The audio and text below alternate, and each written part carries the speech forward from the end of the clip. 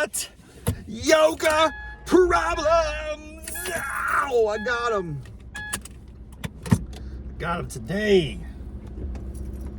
Ladies and gentlemen, boys and girls, Raff's Brain listeners, and yoga practitioners across the land. I'm back. Oh my, am I back? And my back is back. I'm back, dude, and it hurts. It hurts to be back sometimes. It's a funny story, man. I was down in the West Virginia for about 7 days, 6 or 7 days. I had all these ambitions to stay on top of my yoga game. Because there is a little yoga situation in rural 26201. It is happening. This practice, this glorious thing, it's not hot, but it's yoga, and it does exist, even in rural America. Little place called Soul Shine Yoga. It's a great little practice. It's very, very affordable. I love to see it, and I want to go support it. And I had all the ambitions and intentions and plans, but you know what? Man plans and God laughs. That's what they say. So my plans fell through. I did not get to continue any hot or otherwise yoga while I was away this past week. I did maintain my steps. I'm very proud of that. Although my watch is broken. I have so much to consider, man. This could be, I'm not gonna extend the episode too much, but I got a lot on my mind. One thing just bleeds into the next. I don't want to lose track. The first thing I should say is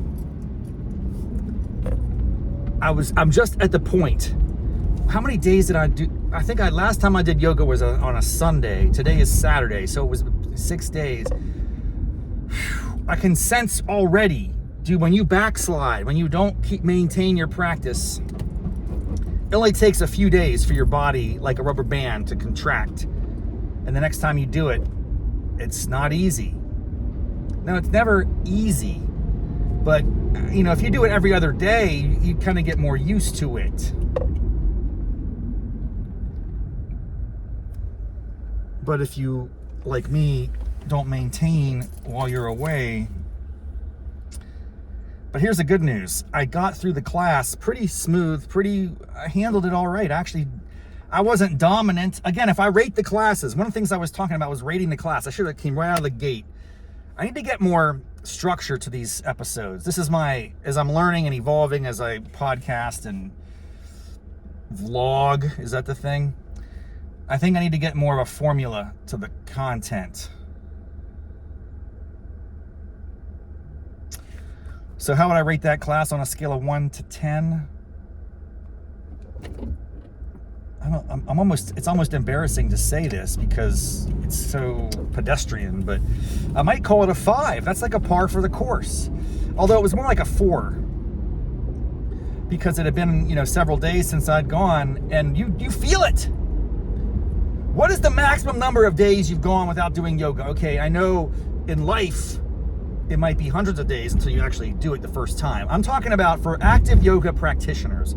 If you're a yoga practitioner out there, even in the modest sense, I'm not saying you have to be like certified Cirque-du-Soleil style. I'm just saying if you do hot yoga or yoga of any kind for that matter, I'm curious. What is the standard days of rest in between every session for you to feel good when you practice? For me, it's like every other day. Back to back is not easy. My body wears down. Actually, if I'm doing like 3-4 days in a row, by day 4, by day 3, by day 2, honestly, it's hurting, dude. It's painful. Your body needs a little bit of recovery time, right? But then there's also this problem of over recovery. I think that's what I experienced today. I haven't done yoga of any kind for like 6 days. You hop back in the studio, you can't just get back on the horse, dude. It's hard. Your body, but at the same time, it's not, long enough that your body's completely trash and you've completely forgotten. It's just amazing how quickly the body forgets, how quickly the body, what's it called? When you something to the norm or to the mean, returns to the mean. There's actually a phrase in economics. It's like, resume. No, shoot, I can't remember. It makes me angry that I can't remember.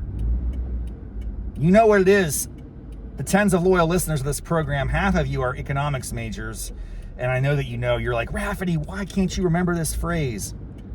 It's not return to the mean, is it? I don't think that's what it is. It is resume to the mean. It's some kind of catchy phrase. The point is, come on, lady, what are you doing? Are you walking in the crosswalk? Are you? She's literally, I'm not saying she's crawling because she's on two legs, but that was the slowest shuffle walk I've ever seen. In her defense, she might have been like in her, she might be an octogenarian. Anyway, we all need to chill out and stop speeding around, let the octogenarians take their time across the crosswalk. The problem is once you commit, which I was committing, that's my fault. I should be paying more attention. I should be looking. But how often does this happen? Where you are turning left and then, oh no, there's someone in the crosswalk. Oh no, there's oncoming traffic. Well, something's got to give. And usually it's going to be, you can't run over a human being. So the people who are barreling down at you hopefully have that sense that, oh, this guy screwed up. I better slow my roll. I can honk my horn. I can flash my lights. I can get angry at that person. But it's better that happens than the person just resumes and goes full force car v man, and we know how that ends up. So it worked out. No one was injured in the making of this podcast today. What am I talking about? I'm talking about the optimal days of rest between yoga. I'd love your thoughts. Drop a comment below.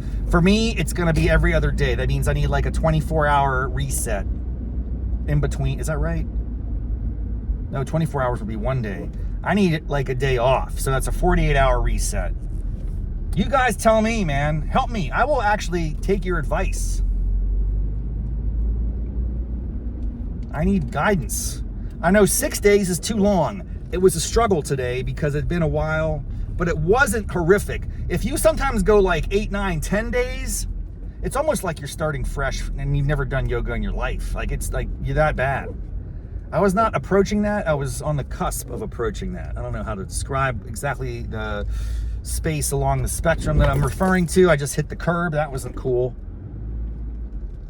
I live on one of those streets where it's not quite straight. The lines are not straight. It's a curvature of the earth. It's a curvature of the road. And so to parallel park on a curved road is not an easy thing. Even though I've lived here for 15 or so years, I still occasionally, like just right now, I bash my tire against the curb. And I don't know, it probably hurts the tire. Can you ever break a tire from the side?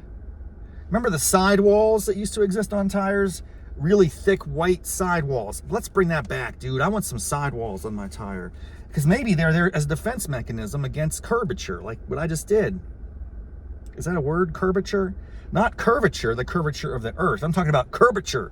The curvature of my driveway, bro. I just smashed my tire on the curvature. It was terrible. I need some sidewalls to prevent that. Look it up. Firestone, Michelin. Get on this problem.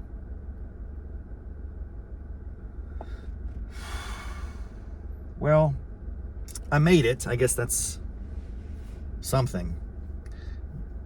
And there's other things we can discuss, and I'll just like get into it in future episodes. But when you're on a break from yoga, there's a risk that your other parts of your life start to crumble, like your diet, nutrition, and other things. But I think I was pretty good the past week.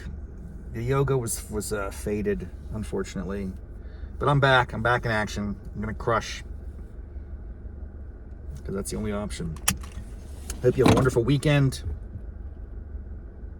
Thank you again for tuning in, and just get ready. There's some exciting things are going to be happening here on the channel in the near future, maybe.